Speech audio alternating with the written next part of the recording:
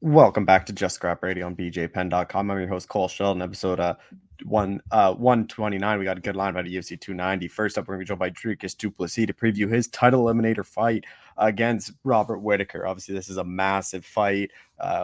Dana White has already said the winner gets the next title shot. Dricus is ready for he's a big underdog, but he's very confident heading into this fight against Whittaker. He thinks he has all the tools to beat him. He knows Rob is a tough out, but he believes that he will not only beat Rob, but finish him and really send a statement that he will be the next middleweight champion and go down to Australia and beat Israel Adesanya down there in September. But really good challenge, Dricus. We then are joined by Brandon Royval, who's actually not on the card, but he's the backup fighter for the flyweight title fight. So we just caught up to talk about how that all came together, Amir Albazi's win, and then weighing in the preparations of being the backup and his kind of prediction for the Moreno-Pantoja fight. Really good chat with Brandon. We're then going to be joined by Kamuela Kirk to preview his fight against Esteban Ribovic.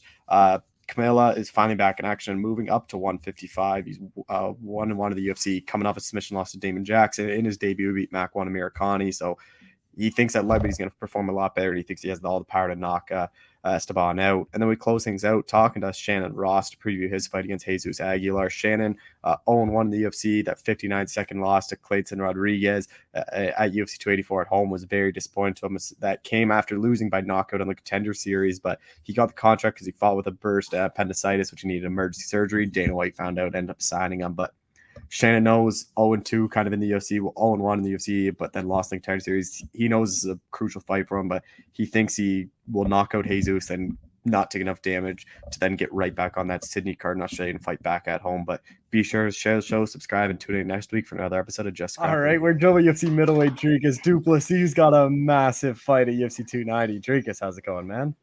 Oh man, could be better. Fights weighing days a week out, so ready to get that final few pounds off and finally get to the big show. 3 straight years for you, International Fight Week. Like, obviously the biggest card of the year. I wanted to start right there. Like, what's that like for you? Yeah, absolutely awesome. I think great responsibility to have and a great privilege to be fighting on a massive card like that and sharing a card with these big names and now finally being one of the big names. And then Robert Whittaker, were you surprised by this fight? Because I was surprised by the booking and kind of the timing, because I thought you might have been able to get that title shot after the last win. Yeah, absolutely. I think I could have gotten the title fight, to be honest with you. I think more than think, I almost believe that the title fight was imminent. If the Whittaker fight wouldn't have happened, I think they would have given me the title shot anyway, to be honest. But like I said, I'm not looking to earn my title shot off of any hype or anything other than the fact that I deserve to be there because I am the best number one contender, because I beat the best and I deserve my shot. So yeah, this fight, when they offered me the fight, I didn't really think about it. I just said yes, because at the end of the day, I'm here to fight. And, obviously Robert Whittaker is at the top of the pile. So if they offered me the title fight, I would have said yes. And if they offered me anybody else, I would have said yes.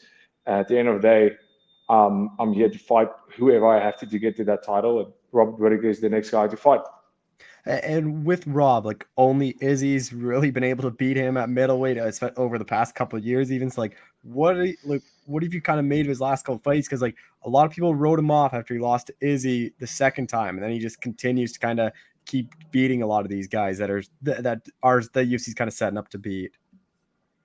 Yeah, absolutely. Robert Whittaker, nobody, if anybody denies Robert Whittaker, they are an absolute idiot and they know nothing about the sport. Robert Whittaker is an amazing athlete. He's an amazing fighter. He always has been.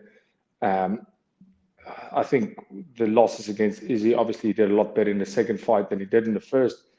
But styles make fights. At the end of the day, the way he fought, I think Izzy's style against a guy like Whittaker was Izzy is a very long fighter, and I think that's what gave Whittaker such a hard time. But yeah, at the end of the day, writing off a guy like Whittaker would be very stupid because he has beaten every single person in front of him except for the champion. But the fact that I know that, the fact that I've prepared for that, is the reason why I will be victorious in this fight.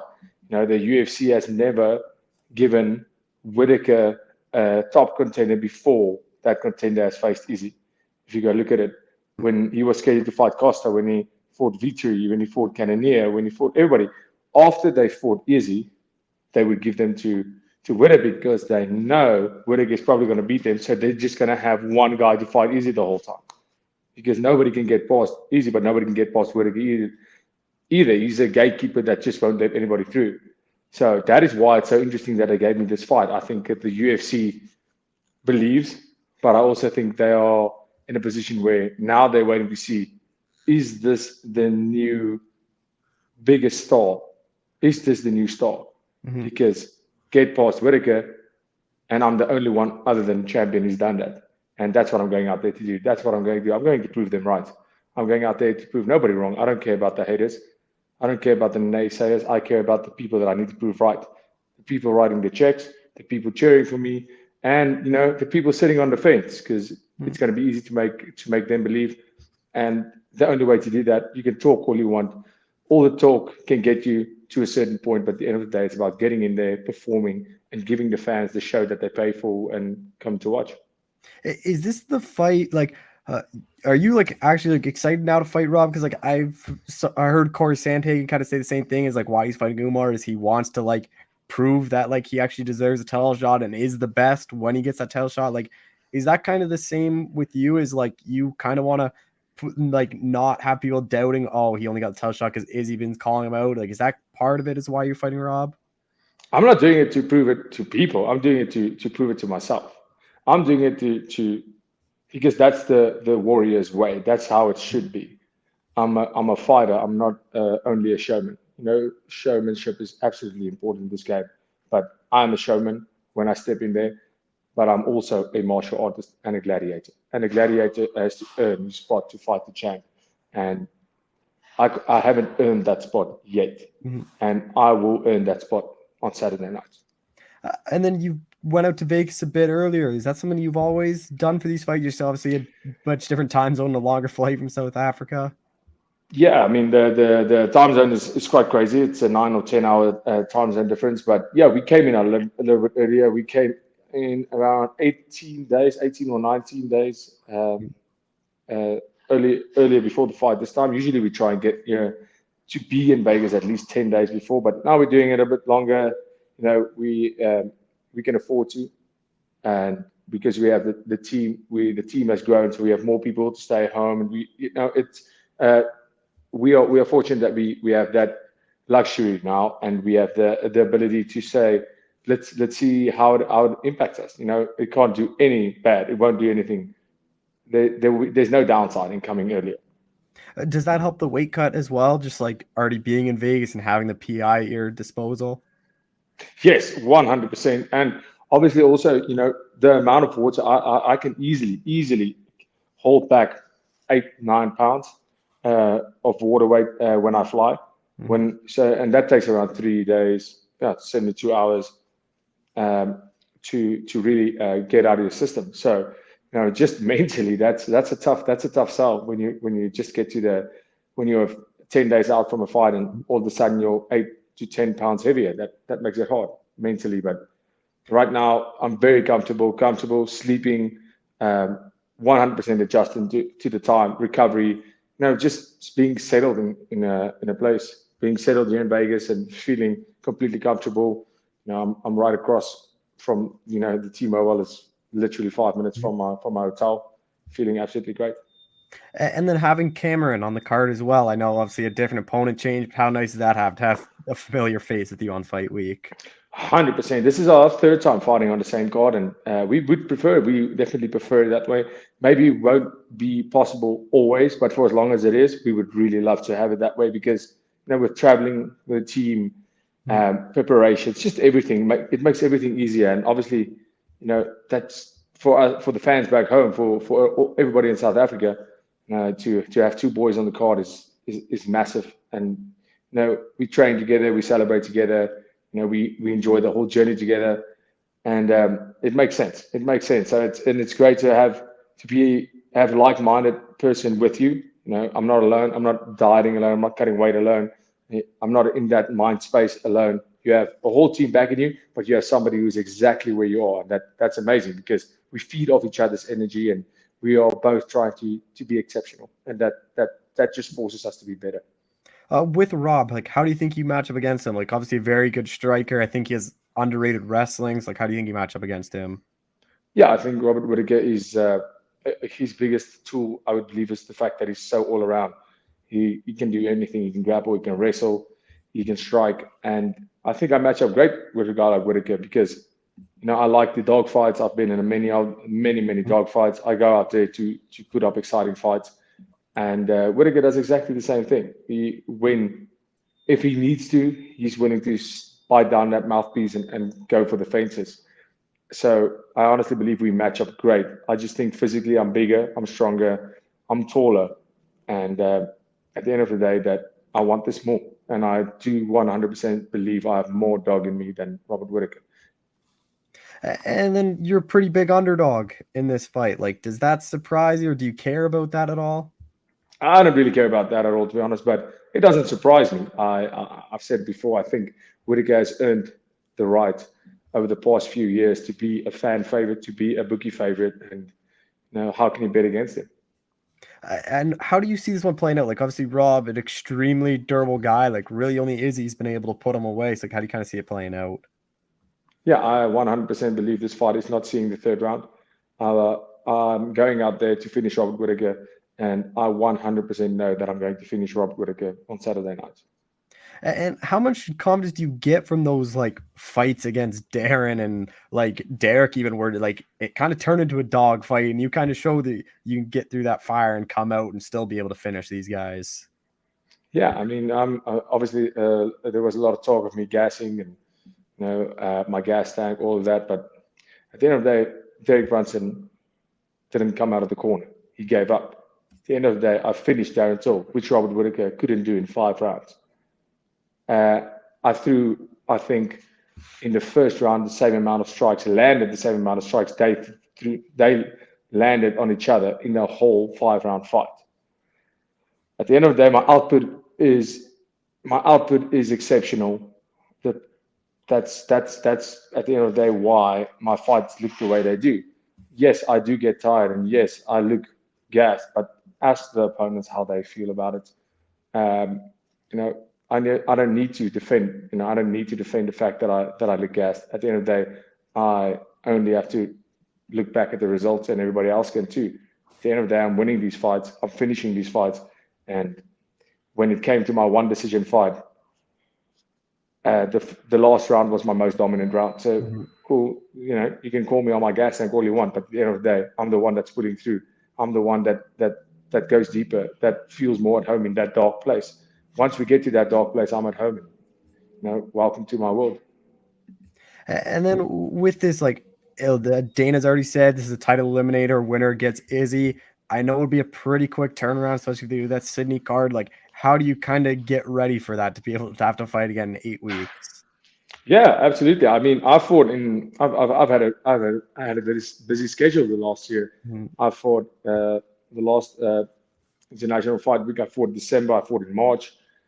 Uh, so yeah, I had 3 fights in 7 or 8 months. So it was good. I feel good. This is my fourth fight now, and in a year span, all of them being ranked opponents. So for me, I'm in the zone right now. I'm Mhm. just on this momentum train. Mhm. And if there's no injuries, if there's no serious things happening in this fight, why not? I mean, I'm ready now. I'm feeling in amazing shape, definitely the best shape of my life right now. So, if we are ready, if there's no injuries and I'm physically capable, I'm 100% ready to take that fight.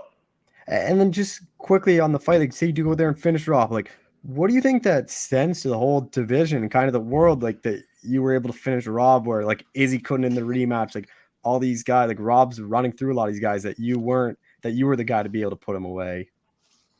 Yeah, I mean, I don't know where the rest of the division is right now. I don't know what their mindset is on the whole thing, but I also don't care. I said that from the beginning. I'm here to tear it up. I'm going to be the next middleweight champion of the world. Whether they realize it now or when I hold that belt, at the end of the day, if they want to take notice now, good for them. They should have taken notice a long time ago. I am going to be the next middleweight champion. And then you and Izzy obviously have had the trash talk. So, like, how big do you think that title fight could be? Like, obviously, not a whole lot of time to promote it, but I think it would be a pretty massive fight for the UFC. Yeah, I think, of course, I think every time Izzy steps in there, it's a massive fight for the UFC.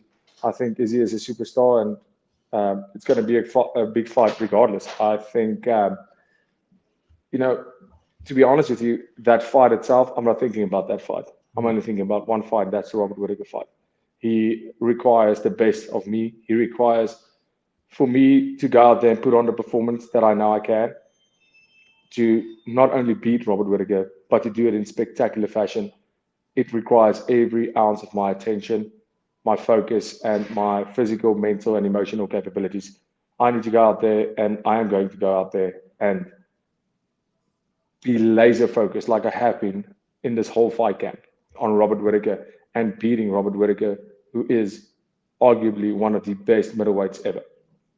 And just final thing, like, not even touched on his age, but like, I know because obviously the focus is on Rob. You beat Rob. Like, do you even have to call out Izzy, or do you think it's pretty much like set that everyone kind of just knows that's the fight? Yeah, well, I mean, even Izzy is treating me like the champion already. He's been calling me out, so that's done and dusted. Well, Dricus, I appreciate the time. Thank you so much for doing this. I appreciate that. Thanks for having me, man. I really appreciate it. Have a good one. All right, we're jumping UFC flyweight Brandon Royval, who doesn't have a fight, but figured I'd get him on with the big flyweight title fight upcoming. Brandon, how's it going? Nothing. All good, man. Just getting ready for a fight. That's like, who knows if it's gonna happen or not. But yeah, just cut weight, doing all the other bullshit that requires a fight. The big thing I wanted to talk to you about is obviously after Amir's win, he kind of said he was going to be the backup, and that caused a lot of confusion. Like, are you still the backup fighter then for the Moreno Pantoja fight? Like, have the UFC told you otherwise? No, yeah, no, I'm the backup. Before that fight even took place, it's like I already had like my paperwork done, the flights, all the above. So it's like for him to say that's kind of funny. I didn't realize that he was saying that, honestly. Yeah, I was because that whole fight, like, and then him being ranked ahead of you, like, what did you make of all that? Like, obviously his performance against Kai, and then him jumping in the ranks. Like, for the longest time, we've always just talked about the ranks, how it didn't make a whole lot of sense. Like, Kai was ahead of you, even though you beat Kai, and now the guy that barely beat Kai, I thought Kai won that fight ahead of you when you finished Kai.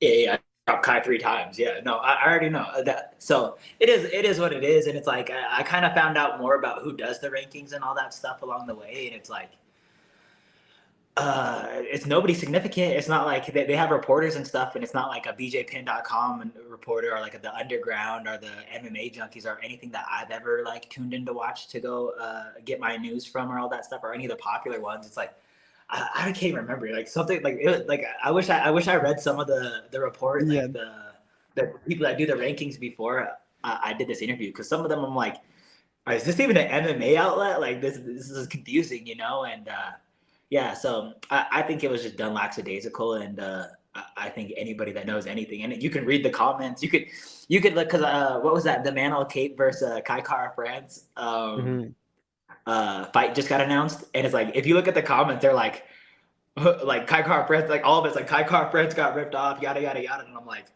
that shit speaks for itself. Like we know who won the fight, and it's like even if we don't know who won the fight, it was like I've been using this quote of Amir Albazi all like through all these interviews. Is Amir Albazi said before his fight, he goes, "I'm gonna make sure by the end of this fight, you guys are gonna know who the next flyweight contender is," and he for goddamn sure did. I'm the next flyweight contender. He didn't do anything, and it's like I appreciate him. I appreciate that quote, but yeah, homeboy did his job and make sure that I was the next flyweight contender. So yeah. To use our Amir Albazi's quote is he did a great job at showing who deserves the next title shot, and that's not him, With being the backup, like how different is it with training? Because like it's not like you're really training for a certain opponent, like you're training for both of them. Like then there's a chance you don't fight. So like, what is kind of training like for you then for this backup spot? It's super cool, man.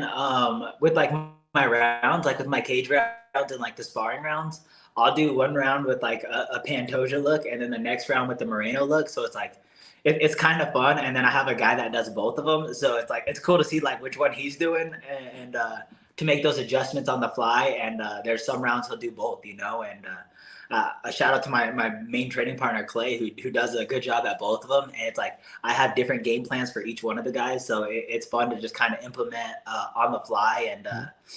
And then also this training camp is just about improving myself anyway. So I feel like when it's a specific opponent, I'm trying to prepare for what they do, and then also like make my improvements and where I could capitalize on them here and there and all that stuff. But this one's all about me, you know, and then I get the sparring like a Moreno and Pantoja, but for the most part, it's all about me, and it's been really cool. It's been really fun, and I take this role super seriously because, you know, anything could happen, man. You could slip on a banana peel in Vegas, and next thing you know, I'm fighting for the belt next. And like I said, I'm taking this job seriously. I'm cutting weight. I'm miserable because we're 3 weeks out, but I'm cutting weight, and you know, it's a job that I don't take lightly.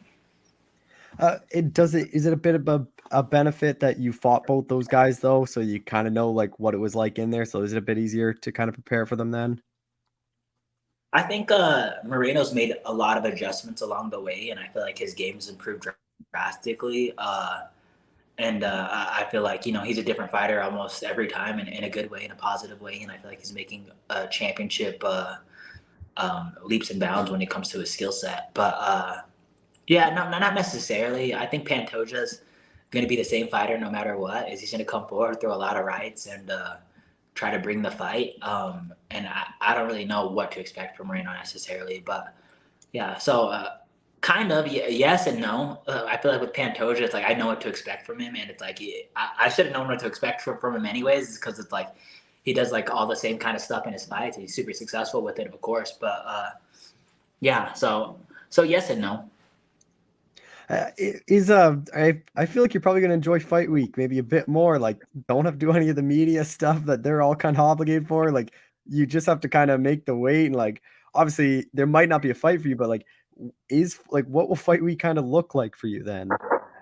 I was super excited because like last year they had me out there for International Fight Week signing autographs and stuff, and this year they said that since I'm the backup fighter and I have to weigh in and anything could happen, that they don't want me doing all that stuff. So I thought I was gonna be able to go out there, sign autographs and all that stuff still, but I'm just gonna take it as a normal fight week. I don't know what media looks like out there or what I'm gonna be doing out there necessarily, but I have teammates out there for International Fight Week and stuff, so it's gonna be a fun week, and I'm gonna enjoy it. I'm excited to spend 4th of July out in Vegas. I don't know what that all entails, but I'm sure some cool stuff. And yeah, so I guess I don't know. I'm in for an awakening, I guess. With the weight cut, like I know you're never really get like too big, so like is it much of a worry? Like I think what were we 2.5 weeks out right now? Like I imagine everything's on point for you. Yeah. We're getting there. You know, it's never fun. I wouldn't say I'm a big flyweight, but I walk around at like 145, and that's what I'm walking around at now is 145. So like once I get to 140, the weight cut's super easy. You know, the weight cut's nothing, and once the week of the fight comes, it should be super easy. But that being said, is, you know, it's work. It's work. It's a lot of discipline, and I gotta stay focused. I gotta weigh out my food and all that other shit. So it's not fun. It's never fun, but we'll get the job done every time. And 125 on the dot. Like I know most times you just weigh in at like 125.5, 126. Like, is that basically just due because you have the extra pound? You might as well not have to cut it anyways. Yeah, and like for the most part, I make 125. Like last time, I made sure I weighed 125 exactly because Yeah. I want to prepare for that cut. And you know, as much as whatever title contention it is, my goal is to be a champion. So I want to make 125 on the dot exactly every time I step on that scale, anyways. And yeah, so just being a constant professional along the lines of all this. So yeah, so it's nothing new to me. Uh, for you, like obviously this is a good scenario for you. Like being the backup kind of cements yourself that you are next. Like make a bit of money for making weight. So like, but is there a thought back your head like you would like? Is there a thought like maybe you just let them take the fight and then you actually get like a full camp to prepare for a certain guy, or would you prefer just to be able to step in on like a couple days notice? Yo, I've been telling everybody this, but Denver is the city of champions right now. I'm trying to bring a belt back to Denver. I'm trying to continue the legacy of what all these other Colorado athletes have been doing.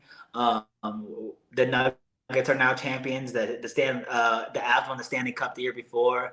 The collegiate teams are winning. Our lacrosse team's winning, and it's like I'm ready to bring that belt back to Denver as soon as possible, and you know and keep that city of champions going. So I think that's like my main focus. And as soon as I can do it, the sooner I can do it is what I want to do.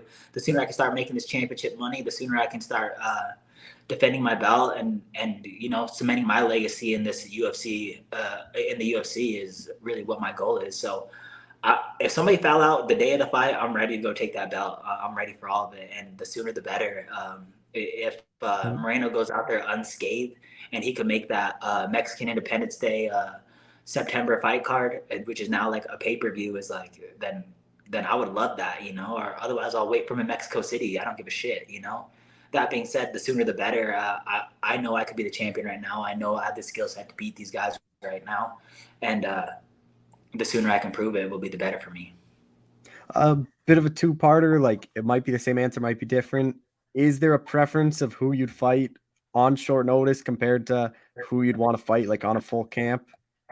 I feel like I don't know, man. I feel like Moreno's cardio is probably better. So if Pantoja on a short notice would be kind of dope too. But I don't necessarily care, man. I just want to go make a statement on whoever I'm fighting, and no, not necessarily. And then with that fight, like, how do you kind of see it playing out? Like, I was surprised Brandon's like a pretty big favorite. Like, I think he's almost like he's like minus 180, minus 190, which I was pretty surprised at just because Pantoja's beat him twice. Like, Pantoja's a pretty tough guy to get out of there. Like, I know he doesn't fight a lot. The level of competition for him hasn't been the best, but like, he still has beaten Brandon twice. And like, I was pretty surprised that people are picking Brandon that heavily to beat Pantoja. Yeah, I think that people have just seen like improvements in Moreno's game, and I almost agree with that. I feel like if we're talking about who's improved more significantly in the last few years, I would say for sure. That being said, to count Doja out of any of these fights is crazy. He's been making statements. He has said, and in my opinion, I think he should have been champion or should have fought for the belt last year instead of Kai France. Do you think? Do you think Brandon could finish him, or do you think this one probably goes the distance? Because both of them are pretty durable. I could see a finish either way. Honestly, I think Pantoja's shown that he's more and I think Brandon Moreno, if it goes 5 rounds, or if it goes 3 rounds or 4 rounds, I think Brandon Moreno has a better chance of getting him out of there once it comes down to the cardio. It's like I don't know what Pantoja is doing for cardio, but I just feel like Brandon Moreno is more equipped to fight 5 rounds than Pantoja. So once it goes to like the deep end, who knows what really happens, So I'm excited to see, but I could see one of these guys finishing the fight. Is this fight kind of like best case scenario for you? Like whenever we've talked, you've always wanted to get either one of those losses back, and like the fact that one of them will be the champion and like you can get it back by winning the belt. Like, is this fight kind of best case scenario for you to get those losses back and become champ? Absolutely, man. It's a dream come true. It's a great storyline. And, I came into the UFC fighting top 10 fighters, fighting all these dudes on short notice or fighting these dudes injured or whatever it is. And it's like, I earned my way back. I fought my way back. I earned my way back. I've made statements along these top 10 opponents, top 5 opponents, for being honest. And it's like, I've made statements on these guys and, I've earned my spot. I've earned my keep. And, I deserve to fight for this belt next. So yeah, it's a perfect storyline for me. It's a perfect opportunity for me, and I'm excited to kind of to just show my worth.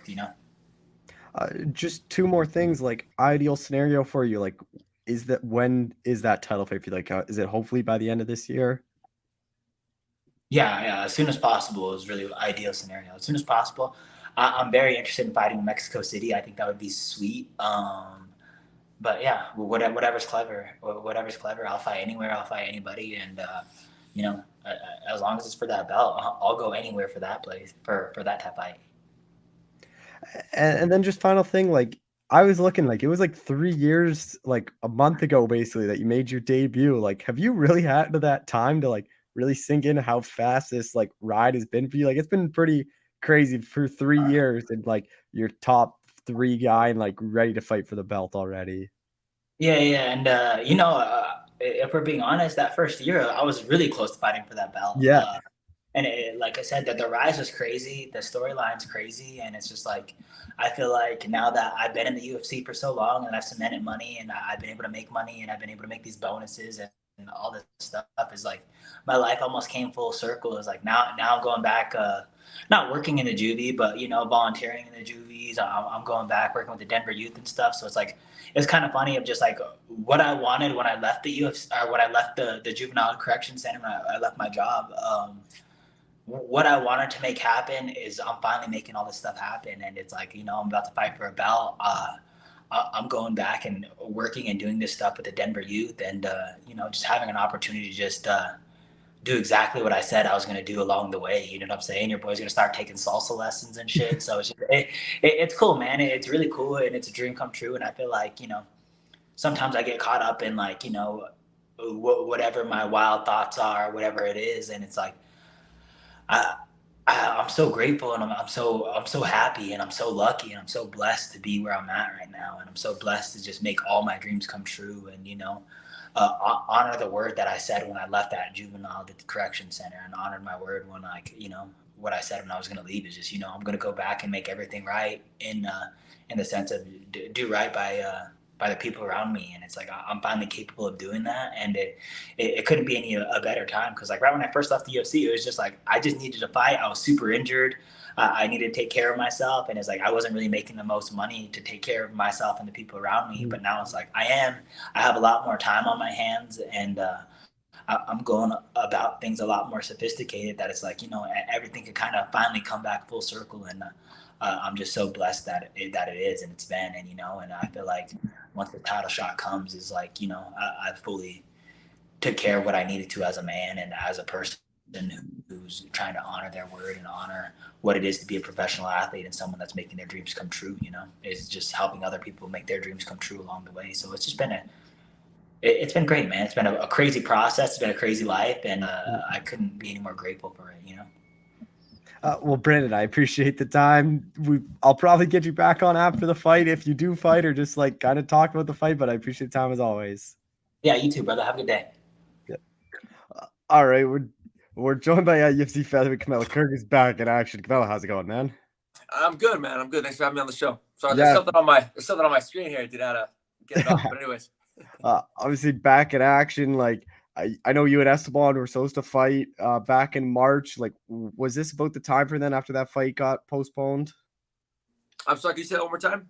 I know you and Esteban were supposed to fight in March, and obviously you had to pull out. Like, was this about the right time frame then after that delay? Or were you hoping to get back in there a bit sooner? Yeah, no, this was good. I'd been looking to get something lined up for maybe about a month or a month and a half prior to getting this fight. So it worked out, man. It was perfect. And honestly, I'm glad I didn't get a fight lined up prior because then I wouldn't be fighting on International Fight Week. So it worked out the way it needed to. How hard was that to pull out of that fight? Like fighting on John Jones's return card, like, yeah, it doesn't get much bigger. And then but obviously you did end up working out in the end because you're on International Fight Week. But at the time, like, how disappointing was that you weren't going to be a part of that card? It was devastating, man. It was devastating. And I held on. And I did not pull for as long as I could. You know what I'm saying? I held on as long as I could before I had to pull. It was a really difficult decision, and it was something that I even before hitting up my manager, man, like I questioned it. Before I questioned it afterwards, I'm like, man, am I doing the right thing? But ultimately, it definitely worked out for the best. There was no way I was in any sort of condition to go in and fight. It was more just devastating to not be on that John Jones return card. But it worked out because, shit, if I'm not going to fight on that card, fighting on International Fight Week, you know what I'm saying? That works too. There are two cards that you want to fight on every year. It's the end of the year card and International Fight Week. So although I'm bummed with what happened on that John Jones card, man, this is perfect. And were you expecting to just get rebooked against Esteban, or you think it was going to be someone else and like he might take a different opponent? Dude, I had no idea. So I was trying to get a fight lined up, and then all of a sudden I got hit up by my coach. My coach And my managers, you know, they all talk with each other. So my managers had reached out to my coach. My coach hit me up, and he's like, dude, July 8th, same opponent. And I was like, July 8th? Wait a second. And I look up the July 8th card. It's UFC 290 on International Fight Week, dude. I was stoked, and against the same guy that I was supposed to fight before. So it couldn't have gone, you know, this whole thing couldn't have gone any better. How difficult has like the past year and a bit been for you? Because obviously you haven't fought since March of 2022. Just like not being able to fight for that long. How difficult has that been for you?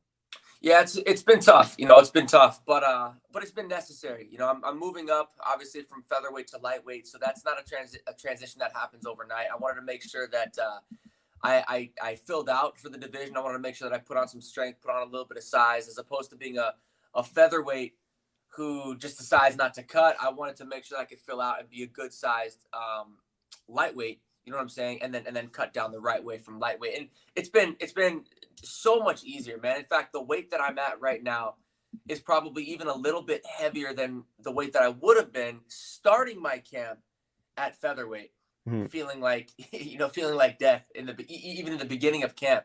So in a lot of the other camps that I've had, man, it's been the priority has been making weight.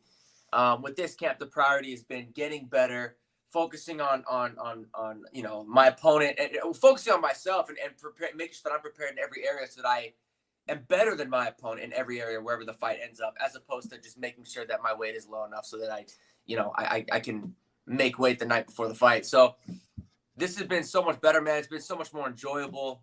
I'm happier. I've been eating a lot more. It's been great. I totally forgot you're going up to lightweight for this one. Like, do you think was it the size getting too big, or like do you think like the weight kind of impact on your cardio, or like what kind of was the big reason for you to go up to 55? Yeah, the weight cut, man, it was just so brutal for me. My body felt, you know, trying to cut all that weight and then recover in 24 hours, you know, between the weigh-ins and then the fight, dude. It was like it just felt impossible for me. I could never feel really even remotely close to how I feel in the gym. And so I talked to my coach and you know, started, you know, really breaking it down. Like, what's the point of cutting weight? People cut weight because they want to have a size advantage, right? Dude, I felt like I was doing anything but giving myself an advantage by cutting down to featherweight. I was putting myself at a disadvantage. I felt like I was fighting myself and my opponent. And my body just wasn't responding and, you know, couldn't do what I wanted it to do. So it was just time. I always, you know, I had my first MMA fight at 17. So, and I was fighting at featherweight. I always knew that at some point in my life, as I got older, as I put on some more size, just naturally filling out, I'd move up to lightweight. And, you know, now's the time. Then with Esteban, like how much easier does it make it where you already had almost a full camp to prepare for him? And now, like, do you just kind of build off that, or just because he did fight in March, like, is there just some added stuff you guys have seen to add to it? Yeah, no, we basically, you know, obviously we've studied him, you know, we see what he likes to do. And we were already preparing for him, like you said, you know, back when we were supposed to fight in March. And so basically what we were able to do is just continue to build from where we left off and just improve. So even now, I'm a much better version now than I would have been had I fought him in March. So yeah, we just continue to build and just get better. And then with Esteban, like, what have you made of his kind of career? Like, you look at it, it's a lot of early finishes, and like, kind of Loic was that first guy that was kind of able to take those shots and like kind of bring him into those later rounds, really, where he was kind of having a bit of trouble.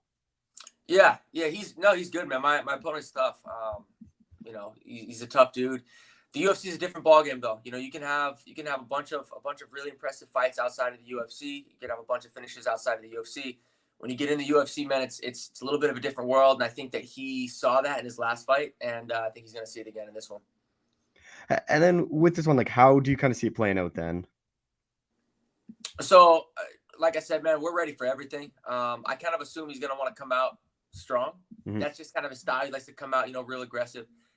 We're ready for that, dude. We feel great from everything from, you know, every aspect of the game that you can think of, man. We have trained, and we've trained really hard, and we've, you know, done it again and again and again, over and over and over. There won't be anywhere where this fight goes that I haven't already been in a million times, you know, from my training partners and coaches and, you know, teammates and everybody else.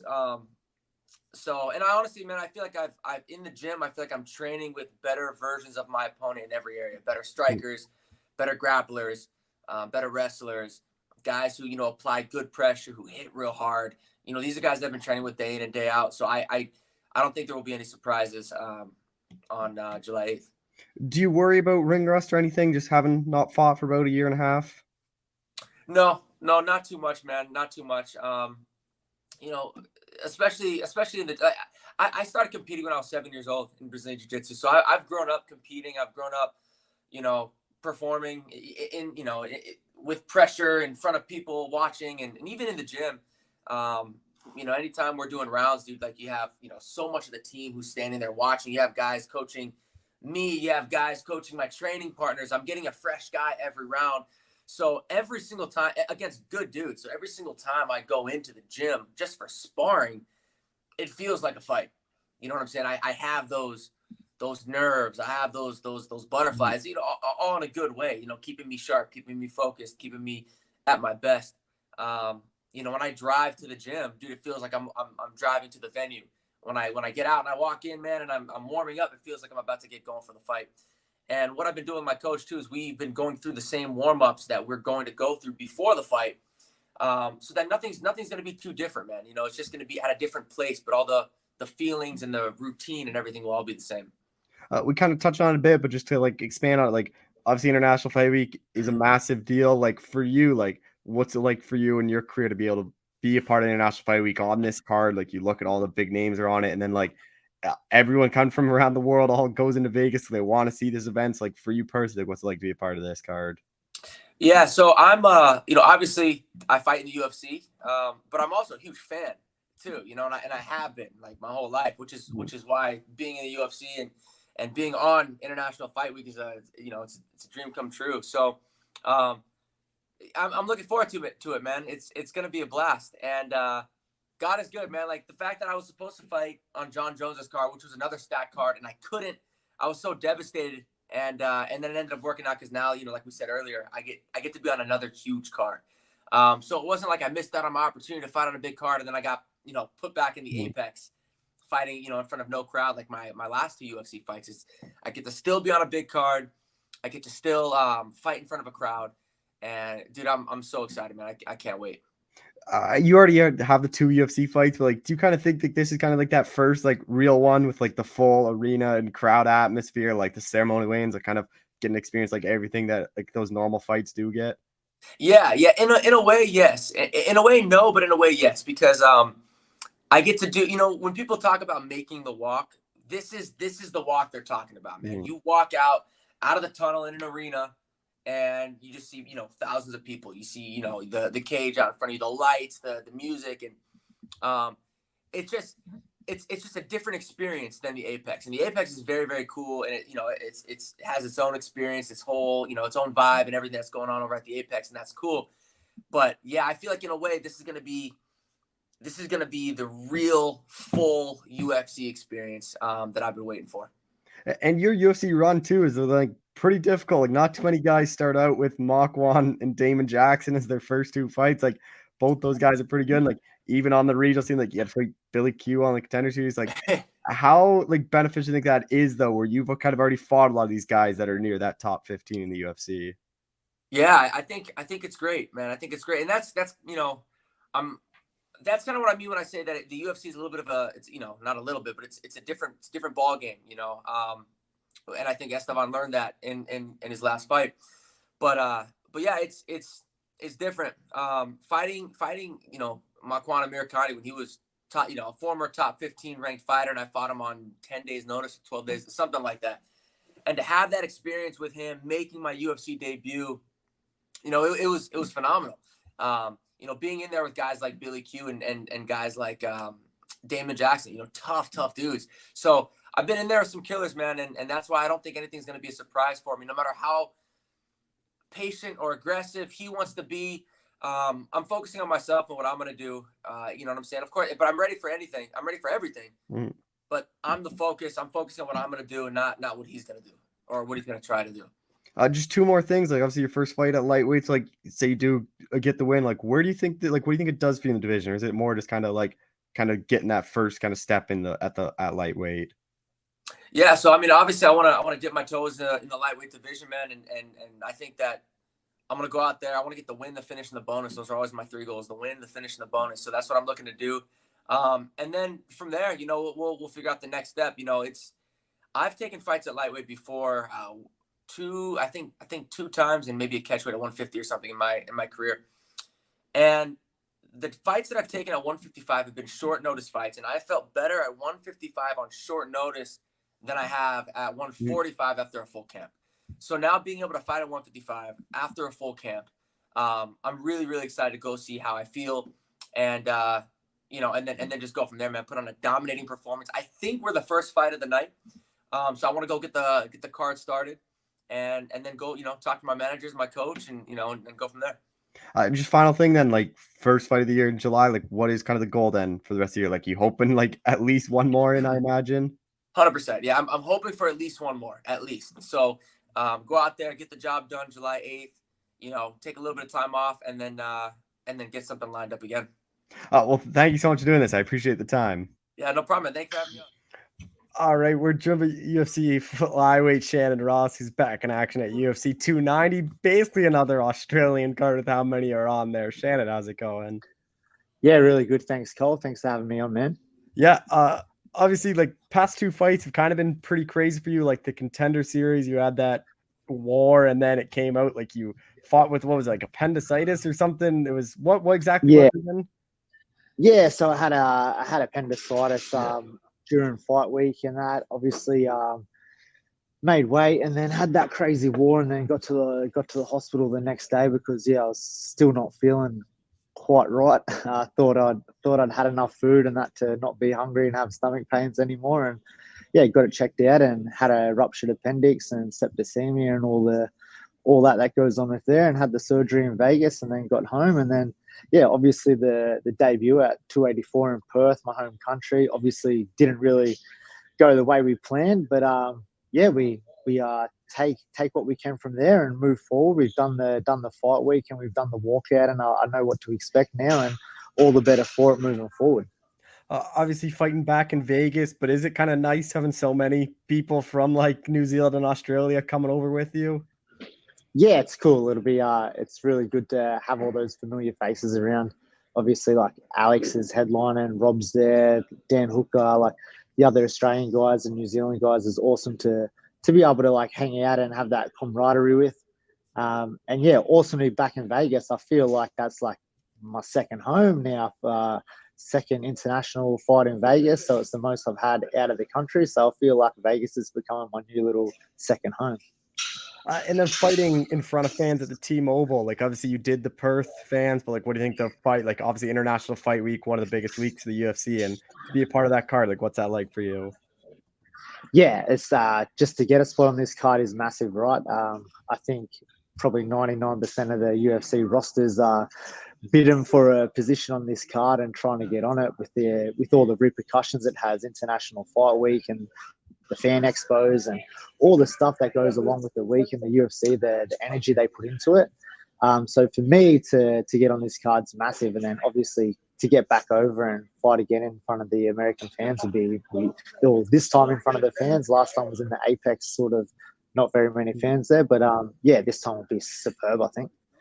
And then Jesus Aguilar, like how familiar were you with him when you got the name?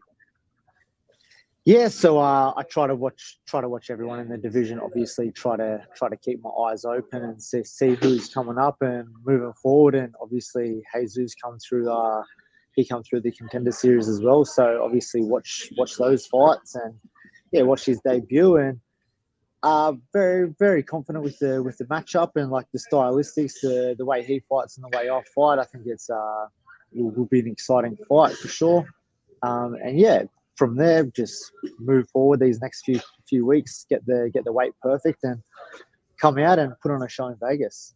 I was looking at your record and like credit to you because a lot of guys on the regional scene don't like fighting these like tough guys. Like they kind of want to pad their record a bit to kind of get to the UFC. Like you fought like Askin, like you fought Steve Urseg, who were like obviously both got the UFC. Steve got a big win. Like for you, like was that a big part of like getting to the UFC? Was like really testing yourself against the top guys in Australia before you even got here? Yeah, 100%. I think if you can't fight the best guys locally and on the regional scene, how are you going to fight the best guys in the top of the world, right?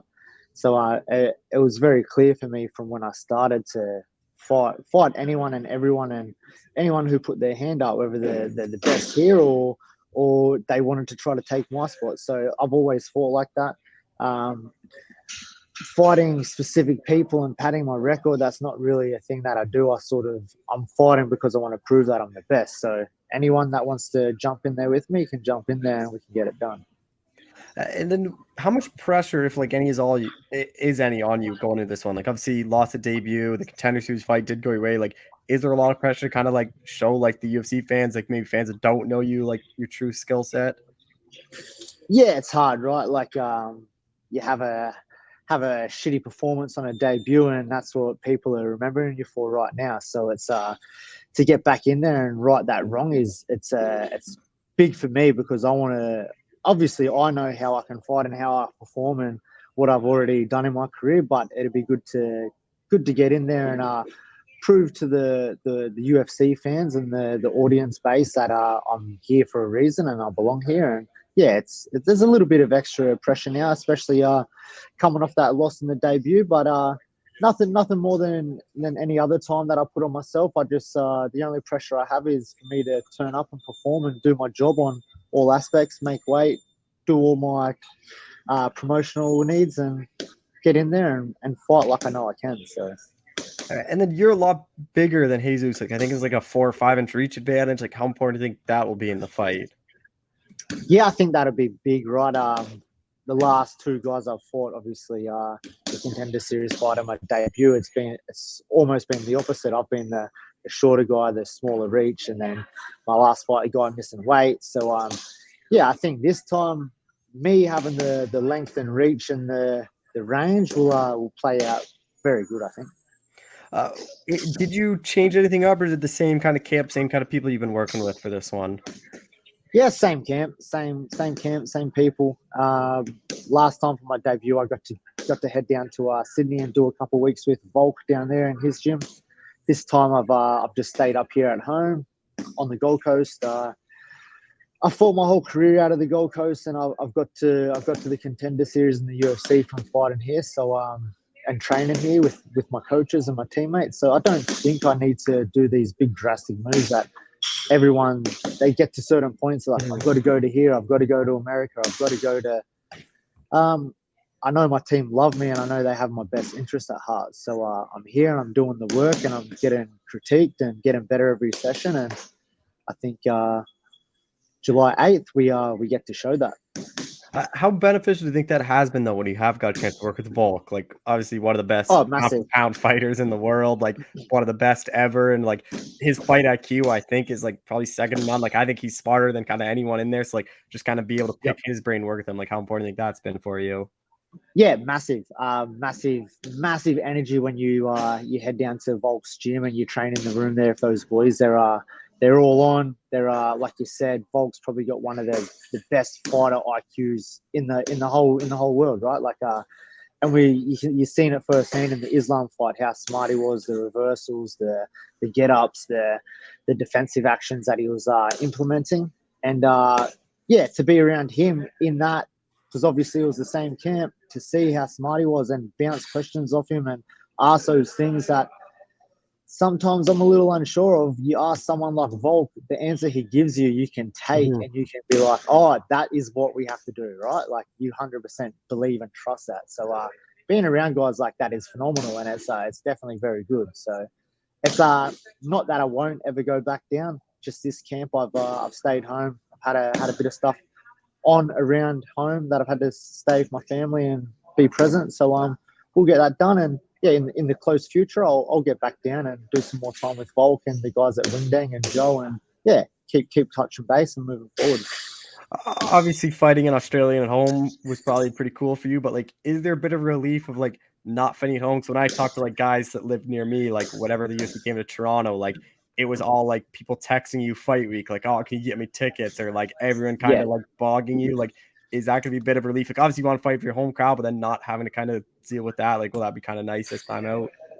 Yeah, I think it will be nice. The debut in Perth, I had like some crazy media obligations like all fight week, and you're trying to cut weight, and then on top of that, like you said, you got friends and family and people wanting tickets, and like the Perth shows sold out like very fast, so there was no tickets going around anywhere, and you got people asking you and hitting you up, and people want favors, and yeah. So this time being away, it's sort of like I get to lose all that stress, do the media obligations that I have in Vegas when I get there for fight week, and yeah, it should be a lot smoother and a lot more relaxed fight week this week, and obviously knowing how it all plays out, knowing how the machine works to the UFC a little bit better now after doing my first one, should be a lot smoother.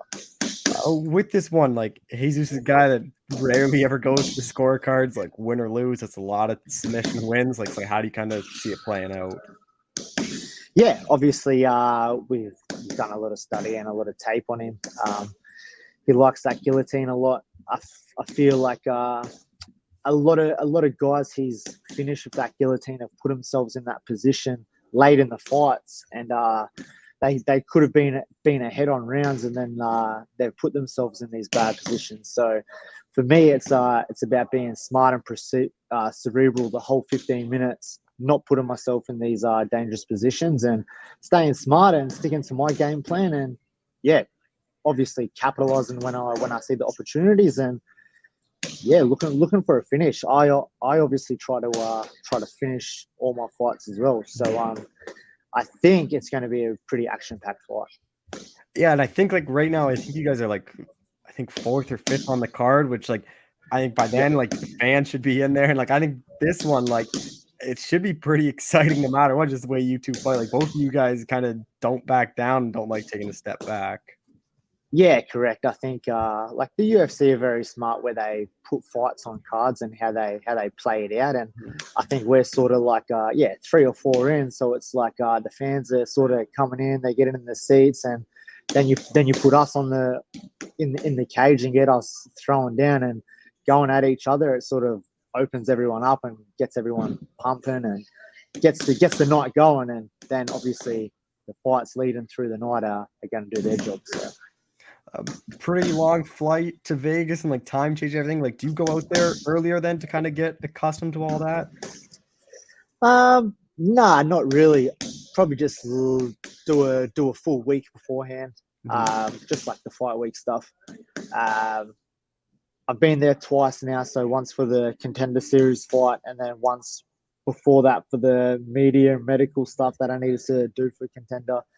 But flying over is not too bad. It's coming back to Australia where it gets here. So yeah, going there, I'll be there like 5-6 days before. I'll be able to settle in, get on the time zones, and swap all that stuff that I have to do, and then it'll be a little bit annoying coming home and get tired and the jet lag there, but it's all right. The job will be done, and we'll have a W, and yeah, we'll be able to get a little bit of sleep and recover from it then. You get your hand raised. Like, what's that kind of mean for you? Like, obviously getting to the UFC is like a big deal, but then kind of getting that first UFC win is kind of that next step. Yeah, exactly. Obviously, at this level, you have I do anyway. I have a lot of goals written down, and this is a goal of mine. Obviously, get that first win. Obviously, before that was getting the UFC and these other goals that we're slowly ticking off. And now this is the main goal at hand: is get this first W and get that hand raised and see what it feels like. I'm sure it's going to be a pretty surreal and out of body experience. And if I perform how I know I can, I don't think there'll be any dramas getting this win. So I'm just got to go over there, be confident, be happy, enjoy the fight week, everything, and then go in there and just enjoy the fight and just do my job and pull the trigger and have fun with it and just lay it on the line and enjoy it. So yeah. Flyweight division is getting pretty deep now too. Like they're signing a lot of fights. Like, where do you think a win puts you in the division? Yeah, obviously it's still early days, right? Maybe the debut win and this win we climb into that sort of close to top 15. But coming off this, the first way right now is just getting this win at all costs. And then moving on from there, obviously the UFC is back in Australia in like 8 or 9 weeks after Vegas. So if I can get a quick turnaround, come out of the fight very healthy, jump back in, fight in September. From then, two wins in maybe 8 or 10 weeks, yes, maybe put us close to that top 15, and then look for the end of the year or early next year. And that's another goal, is like climbing those ranks, getting that 15, top 10, top 5s, all that sort of stuff. So hopefully it's not too far away. Get a couple nice wins and good performances and move forward. That is something I want to talk to you about. Is obviously they're coming to Sydney in September, and like I was kind of surprised they booked a lot of you guys on this card, because like everything I heard, they kind of wanted Jack on it, they kind of wanted Rob on it, like you on it as well. So like, is that going to be like a pretty tight? Like, do you think that is doable for all you guys to turn around that quickly, or are you like, were you surprised to get this call for this event? Oh man, I was it's funny because like after Perth, I was sort of saying to myself, okay, next one's International Fight Week. We're going to push for International Fight Week. I want to fight on International Fight Week. I want to get these big cards, these big shows, these big epic fight nights like that they do, like International Fight Week, and get everything that comes along with that. And then we got it, and I was like, oh, perfect. Like a little bit of manifestation work there. So I don't think it's impossible for anyone to turn around in 8 weeks, as long as everyone comes out of our fights healthy and like obviously not injured or banged up. Yeah, I think a lot of the guys will happily turn around. I'll definitely happily turn around. Obviously, the weight will be good, the body will be conditioned, be fit and healthy, and coming out of that fight unscathed. Yeah, definitely get straight back in there. Just final thing, like what is kind of the goal then for you the rest of the year? Like obviously fight in July, like hopefully Sydney, and then do you think that would be probably it for you then? Man, if all goes well, there's a few months between Sydney and the end of the year, so it could probably turn around and get another one in. Like I would happily do that as long as the body holds up and no injuries. Yeah, for sure. Like this is my full-time job now. I don't want to be sitting around doing nothing for months on end. So if I can fight more than not, I would love that. And definitely as you fight more, you get better, right? So the camps sort of, it's like this, they add up. This camp adds into this camp and this camp and this camp. And then all of a sudden you're on this whole new level that you've never reached before. So fighting consistently is a massive thing. Just actually building off that, like did you quit your job then when you got to the UFC, or when did you make that move then? So we had the fight on the Contender Series. I was still working as a full-time mechanic. I come back. Obviously, I had the surgery and that. I went back to work. We got the contract to the fights, offered to the UFC for that. And then I think it was, obviously the fight was February this year, and then it was maybe November last year. My boss decided he was closing his workshop down, and sort of he pulled the pin for me, really. So it was not my choice. It was my boss. He decided he didn't want to run a big workshop and a big business anymore. And I sort of thought to myself, man, I'm not going to go work at some other random mechanic and slave my ass off and try to chase his dream anymore. I'm like, I'm going to go all in on this. And yeah, it's definitely hard for me as like between training and like getting that recovery and stuff in. It's like I'm sort of a bit stagnant, which I'm not used to. So it's a bit weird sitting around and not doing much, because I've always worked 40 hours a week on top of my training and stuff. But I'm slowly getting used to it. I'm really starting to like appreciate this position I'm in, where I can just train and get ready for fights and be a professional athlete and focus on the goal at hand instead of 5 other things that sort of take away from fighting. Well, Shannon, I appreciate the time. Thank you so much for doing this. No worries, man. Thank you very much, and have a great night. Yeah.